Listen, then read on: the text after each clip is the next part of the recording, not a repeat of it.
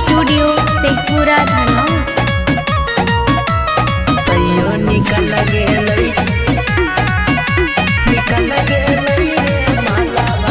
कलकत्ता कमक दिलिए कान में सोना, गुजरात में कमक गलहार तैयो निकल गेले। कलकत्ता कमक दिलिए कान में सोना, गुजरात में कमक गलहार तैयो निकल गेले रे मालावा मोर छिनार तैयो निकल गेले रे मालावा मोर छिनार। छोटे गो से छौड़ी रंडी हलई हम समझ गलिए मंदार तैयो निकल गेले रे मालावा मोर छिनार तैयो निकल गेले रे मालावा मोर छिनार। मिक्स बाय विकास बिहारी। छौड़ी के चाकर में अपन धन सब बुड़ैलिए रे। अभी ले है मिट्टी के घर ईटा के नहीं बनैलिए रे।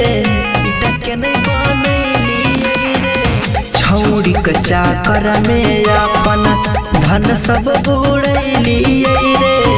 अभी ले है मिट्टी के घर ईटा के नहीं बनैलिए रे। कमाबो हलिए हम पसेना में रह के घूमो हलै सेंट मार तैयो निकल गेले रे मालावा मोर छिनार तैयो निकल गेले रे मालावा मोर छिनार। जहरा म्यूजिक रिकॉर्डिंग स्टूडियो शेखपुरा धनौ।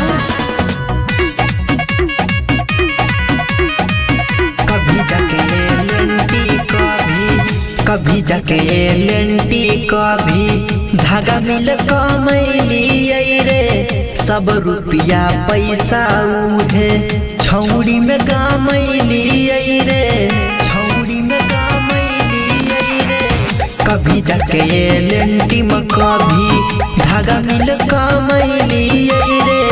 सब रुपया पैसा उहे छौड़ी पर कमैलिए रे। कारण मगहिया विकासवा के भूल गेले, मिलते ही दोसर भतार छौड़ी निकल गेले रे मालावा मोर छिनार तैयो निकल गेले रे मालावा मोर छिनार।